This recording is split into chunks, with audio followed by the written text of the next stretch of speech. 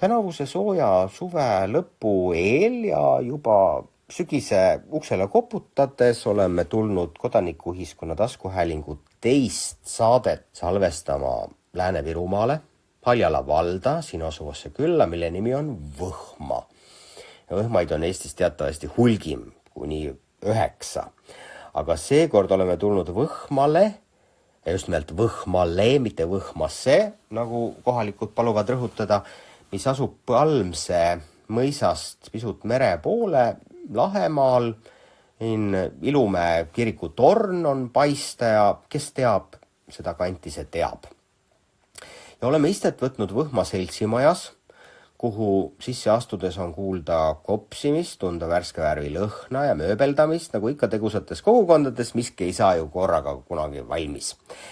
Ja me oleme tulnud oma taskuhäälingu seekordset saadet tegema ühest KÜSK-i taotlusvoorust, kodanikuühiskonna innovatsioonifondi toetusprogrammist, mida rahastab maksumaksja läbi Siseministeeriumi ja korraldab KÜSK juba 2 aastat. Tänavu on taotlemine avatud veel kuni 15. oktoobrini, aga miks me just siin Võhmal oleme, sest meil on ainulaadne võimalus rääkida juttu inimestega, kes on fondist juba oma toetuse see aasta taotlenud, otsuse saanud, rahastuse saanud ja hakkavad hoogsalt projekti ellu viima läbi 7-kuulise koolitusprogrammi, mille käigus ise kogukonnad koostavad omale kriisiplaanid. Ja kodanikuühiskonna innovatsioonifondi eesmärk ongi rahastada niisuguseid kohaliku elu projekte, mis soodustavad kogukonna keskset mõtteviisi kohalikus omavalitsuses ja arendavad kogukondade ja KOV-ide koostööd. Ja selle fookus on nii eelmisel aastal kui tänavu elanikkonna kaitse teemadel. Ka taotlejaks saab olla kohalik kogukond ise.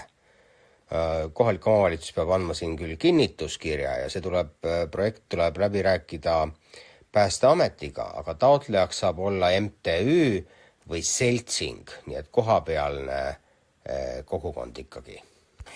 Nii, aga sellest kõigest lähemalt räägimegi siis asjaosalistega, kellega istusime siia Võhma seltsimajja maha ja kelleks on seltsimaja juhatuse liige Anneli Kivisaar ja Haljala valla arendus- ja kommunikatsioonijuht Kent Kerner.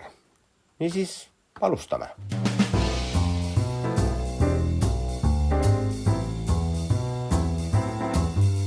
Mina olen Anneli Kivisaar ja elan siin samas lähedal Palmses ja Võhma majaga olen ma seotud niimoodi, et aastal 2007 sai meil siin kokku üks väikene punt inimesi, kes otsustas, et me võiksime selle Võhma rahvamajaga nüüd midagi ette võtta, kuna ta oli ääretult kehvas seisus. Ja siis moodustasime seltsi, hakkasime toimetama, tegime projekte. Tänaseks päevaks on majale peaaegu ring peale tehtud, me oleme toonud sisse üle 100 000, üle 1 miljoni euro tänaseks päevaks tegelikult ainuüksi oma seltsi tegevusega siia piirkonda. Kuna me oleme maja nagu täitnud tegelikult investeeringutega niimoodi tublisti, siis viimane aeg on hakata ka midagi sellist pehmemat tegema ja sealt tuli ka mõte, et osaleks selles innovatsioonifondi projektis. Kohaliku omavalitsuse vaade. Jah, ma Kent Kerner, vallas siis arendus- ja kommunikatsioonijuht ja ma selle paigaga, milleks on siis Haljala vald, olen nüüd sügisel saab 4. aasta, kui ma sellega seotud olen ja mida kauem ma siin olen, siis seda rohkem ma saan aru, mis väega paik see on ja missugused inimesed siin toimetavad. Nii et ja mida veel Annel unustas mainimata, et ta on mul hea kolleeg ka. Nii et töötab vallavalitsuses siis ka koos minuga. Huvitav, et see kogemus, seda ma olen nagu pannud varemgi tähele, et väga hea koostöö on nendes piirkondades, kus tegelikult see KOV ja kogukonnad ongi nagu põimunud, et üks nii-öelda töötab ühe jaoks ja teine teise jaoks ja see ei kõla ju üldse mingi korruptiivsena, et vastupidi, see näitabki seda, et kohalik omavalitsus ongi kogukonna esindus ja see nagu lihtsustab koostööd, et kas see on ka teie kogemus? Absoluutselt, meie vallas saab seda kindlasti öelda, et mina ei tea, vald, see ongi nagu meie kogukonnad tegelikult. Et ei minda kõigepealt kuskile kellegi seina peale kirjutama või kituma, vaid pigem see kohalike vaade on selline, et nad saavad valda tulla ja rääkida. Mina näiteks kogukonna esindajana tunnen küll seda, et ma võin minna siin vallavanema juurde nööbist kinni võtta, nii nagu vanasti asjad käisid, täpselt samamoodi.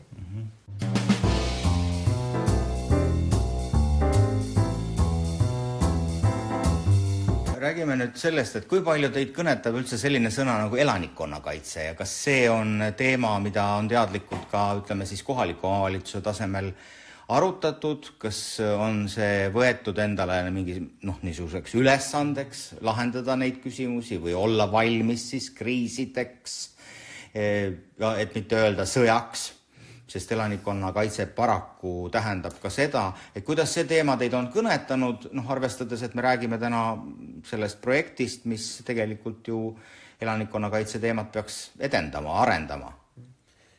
Ütleme nii, et peab kõnetama, et ega meil muud varianti pole ja mis meie valla eripäraks, mis tegelikult ma arvan paljudes Eesti piirkondades, et aga meil on väga suur hajaasustus, mis tähendab seda, et selline, ütleme, ennetustöö ja tegevus peakski olema meie nagu põhirõhk, sellepärast, et kui on meil kriisiolukord, olgu selleks siis suurest lumest tingitud elektrikatkestused või mida iganes, siis see abi lihtsalt võib jõuda inimeseni, ütleme, hilja, kui inimene ise ei suuda hakkama saada või õigemini kogukond ei suuda ise hakkama saada. Kas sa mõtled näiteks iga päev sellele, et kui midagi juhtub, et kas mul on need võimalused olemas? Okei, sa võid mõelda, et kas mul on omal kodus, kus ma saan süüa teha, kus ma saan sooja vett teha, kus ma üldse vee saan, kui mul on näiteks puurkaev, kus ma saan elektri, mitu päeva ma vastu pean, kas mul on need makaronid kapis, et kas see teema nagu üldse on ka kogukonnas arutusel olnud, ma eeldan, et on, sest muidu te ei teeks neid projekte, eks ole, aga et kui palju see kõnetab, ütleme siis elanikku? Nüüd kõvasti kohe kõnetab, päris tõsiselt ja ma võingi öelda, et milles see asi meie piirkonnas siin alguse sai, et miks me üldse selle projekti kirjutasime. Eelmisel aastal, siis kui olid need suured lummaõpetused, meil oli ikka seda väga palju seda lund.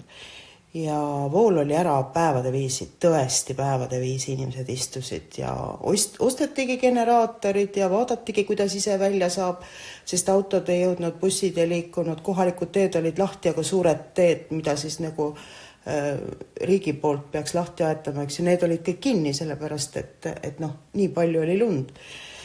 Aga mis kõige rohkem üllatas kohalike inimesi oli see, et siis kui jõudsid kohale need nii-öelda rikkebrigaadid siia metsade vahel, eks ju. Me oleme Lahemaal, meil on metsa väga palju ja teatud piirkondades on siiski veel elektriliinid on veel õhus, mitte maal paljudes kohtades. Ja siis väga üllatas kohalike inimesi see, et tegelikult need inimesed, kes tulid siia kohtadele otsima rikkekohti või mingeid asju ajama, nad ei suhelnud kohalikega. Nad jooksid mööda metsa ringi, pead laiali otsas on ju, niimoodi piltlikult öeldes. Selle asemel, et tulla koputada kohalikud jahimehed, põllumehed, neil on tehnika, neil on vahendid, neil on see teadmine olemas, et kus nagu need õrnad kohad on, eks ju. Ja siis me hakkasime mõtlema, et pagan, et aga ega me tegelikult ise ka ju ei tea, kelle poole siis nagu pöörduda võiks, kui seesama, mida Kent enne ütles, et hajaasustus, sa võid ju teada, mis on ta naabril on, aga üle naabril on võib-olla, ma ei tea, auto või sahk või mingi vesi kuskil võtta või mis iganes kriisi puhul on probleem käes, eks ju, või saad sooja või saad elektrit või telefoni laadida, kui tal on kenekas, eks ju.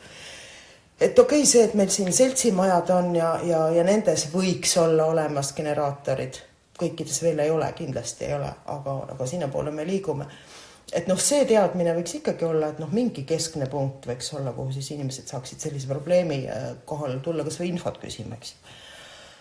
Ja siis meil oli selline mõte tekkis, et kutsuksime Lääne-Virumaa turvalisuse nõukogu ja Päästeameti esindajad oma nendele sellistele kogukonna kokkusaamistele valda.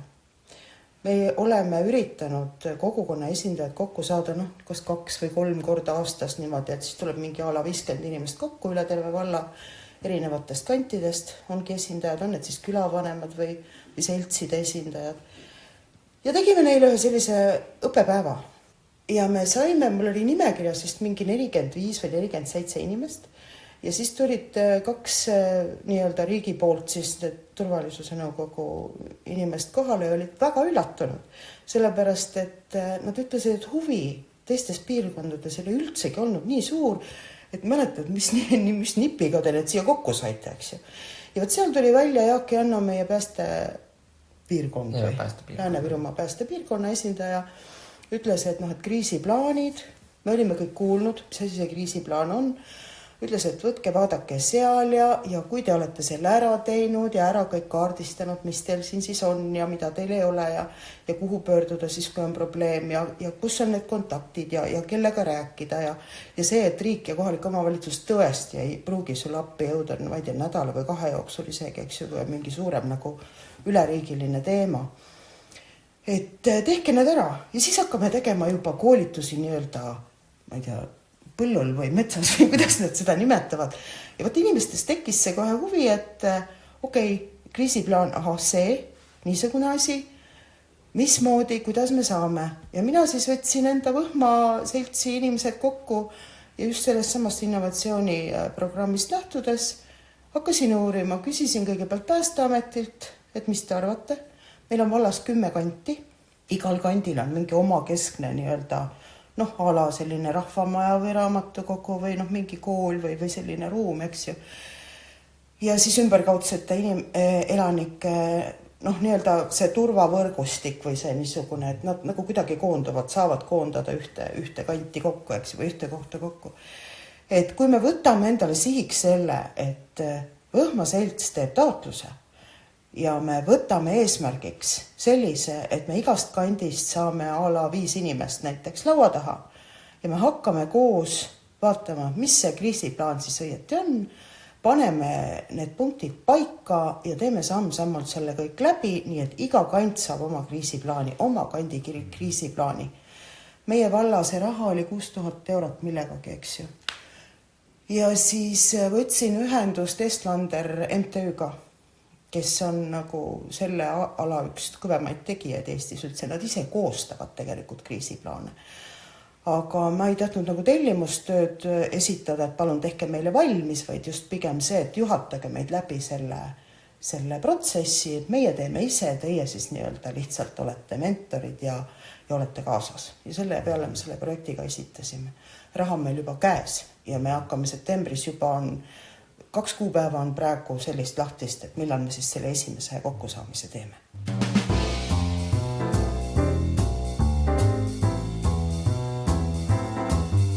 See on väga huvitav, sest ma saan nii aru, et te olete teinud nii-öelda võtnud selle Võhma seltsiga, eks ole, omale südameasjaks teha need koolitused, aga kasusaajaid on palju rohkem. Kasusaajaid on tegelikult terve vald. Ja võt see on nagu... Kui ma nagu valla poole pöördusin, et kuulge, mis te arvate, et teeme koostöös selle, loomulikult tuli valla poolt kohe jah, Päästeameti poolt tuli kohe kiri, et jah, ja tänaseks on tõesti juba rahagi käes. Et kas ma saan õigesti aru, et siin on nagu sedapidi siis ikkagi toiminud see koostöö, et see algne nii-öelda mõte, idee või säde on ikkagi puhkenud kogukonnas ja siis on vald kaasa tulnud, sest on ka neid juhtumeid, kes vald otsib nii-öelda ise neid, kes kogukonnas seda projekti läbi viiksid, aga see nähtavasti neid võimalusi ongi mitmeid. Saab niipidi, saab teistpidi. Teil on hea näide, et kogukond on ise aktiivne. Ja. Me oleme selles suhtes õnnelikus seisus, et meil kogukonna töö on olnud nagu au sees väga pika aega juba enne ühinemist on ju Vihula valla näitel ja niimoodi. Ja see on kandunud nüüd siis ka üle peale ühinemist ja seda on nagu kogu aeg viljeletud ja tehtud. Ja ütleme tänastes oludes, kus on ajad keerulisemad, heitlikumad, siis see varasem, see kogukonna töö, mis tänaseni jätkub, siis see lihtsalt on saanud sellise uue nüansi juurde, et see kogukonna töö ei keskendu enam ainult kultuurile, ühistegemisele, vaid see keskendub nüüd ka sellistele elulistele ja väga vajalikele praktilistele asjadele. ja noh, teine asi, mis me veel tooks välja, mis valla seisukohalt selle projekti puhul on ka väga oluline, et ükskõik mis kriisiolukorras läheb vallapoolne põhiressurss alevikele, sest seal lihtsalt on koos kompaktselt palju inimesi, kortermajad, mis vajavad seda abi. Ja noh, üleüldse ka igapäevaselt on see, et see põhiressurss valla tegevuses läheb üldjuhul sinna, kus on rohkem inimesi, ehk siis sellised, noh, ikka tekivad ääralad, need tekivad need üle-eestiliselt, tekivad need vallas, tekivad ka kogukonnas. Aga selle projekti puhul ongi see, et see tähelepanu läheb igale poole. Ja ma arvan, et see tegelikult nendele piirkondadele, mis võib-olla seda tähelepanu muidu nii palju ei saa, on veel eriti nagu oluline ja valla seisukohast see on nagu väga positiivne, et kui me saame nüüd selle koos loomes mingi asja, mis on nende piirkonna jaoks ja nad tunnevad, et seal on nii-öelda, noh, et vald on toetanud seda, et nende kogukond saab mingi reaalse asja.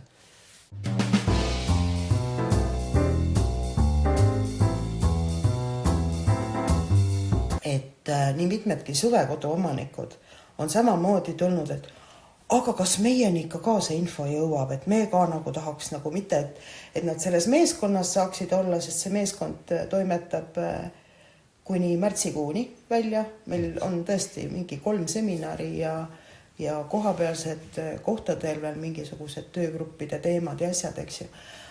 Aga suveelanikud tahavad ka kaasas olla asjaga ja see on nagu eriti tore, et nad et me ei vaata neid kahte nagu seda elanike rühma eraldi, eks ju, et me tahaks ikkagi, et meil kõigil oleks sellest väga palju. Kust siis eelmisel aastal, teatavasti eelmisel aastal siin Haljala vallas sai toetust siis Võsu priitähtlik tuletõrjeühing, eks ole. Et kuidas see projekt tookord tuli ja kas seal oli ka selline vastastikune käeulatamine? Selle konkreetselt ma tean, ma võin rääkida sel teemal, sest ma olin siin samas maja ees. Miks ma siin olin? Kui helistas mulle vabatahtliku tuletõrjeühingu eestvedaja Valdek Kilk, kes ütles, et kuule, meil tuli selline mõte, mis sa arvad, kas see läheks sinna alla? Sest ma olin nagu hästi mitmel korral saatnud seda infot laiali, et selline raha jagamine nüüd hakkab toimuma, eks ju, et ainult vaja on kohaliku omavalitsuse kooskõlastust, Päästeameti kirja, et jah, see on väga hea asi ja noh, kirjutage ära, eks. Ja mina ütlesin, mina arvan küll. Ja siis nemad olid juba Päästeametiga rääkinud, Päästeameti oli öelnud, et jah, suurepärane mõte, et kindlasti avalikesse kohtadesse need, mis need on, esmaabi komplektid, eks ju. Elustamisvahendid, jah. Et kindlasti oleks vaja ja siis me tegime Valdekuga selle koos ära selle taotluse. Teie kant või siis Haljala vald ja Võhma küla on positiivsed näiteid, mis tähendab seda, et teil oleks nagu võimalus jagada teistele soovitusi, et meil on kohalike omavalitsusi ja kogukondi, kes mõtlevad, võib-olla natuke liiga pikalt mõtlevad, et saada seda koostööd käima ja milline projekt siis esitada innovatsioonifondi taotlusvooru, et mida te soovitate teistele, millest pihta hakata? Väga hea küsimus. Teil on nagu lihtne, eks ole, esiteks on see külamaja, see koht, kus füüsiliselt koos käia ja nähtavasti traditsioonid, eks ole, aga on uinunud kogukondi, on kindlasti külasid või piirkondi, kus inimesed küll tunnevad teineteist, aga noh, peale naabrivalve, niisugust sümboolse naabrivalve väga palju rohkem ikkagi koos ei mõelda, et millest pihta hakata, kust oleks see motivaator? Noh, motivaatoriks on tavaliselt mingi probleem ju. Ma just tahtsin öelda, et tuleb leida mure, mis on võimalikult paljudele inimestele mureks ja siis... Ja siis piisab ühest külahullust, eks ju, kes... No tegelikult see inimestest hakkab kõik peale ikkagi. Eestvedaja. Tahet ei ole täpselt eestvedaja, jah. Ja see mure tegelikult on, et nii nagu ühendab meid rõõm, siis nii ühendab meid mure ka. Ja üldjuhul mure osas on lihtsalt see, et see vajab lahendusi ja siis on inimeste valmisolek võib-olla kaasa tulla ka suurem, sest nad tahavad osa sellest lahendusest olla. Just.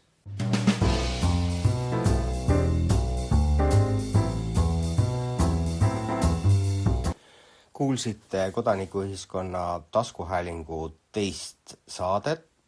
Salvestasime selle seekord Põhjarannikul, Lahemaal asuvas Võhma külas, Haljala vallas Mikrofoni ees olid Kodanikuühiskonna Innovatsioonifondi projektist rääkimas MTÜ Võhma seltsimaja juhatuse liige Anneli Kivisaar ja Haljala valla arendus- ja kommunikatsioonijuht Kent Kerner.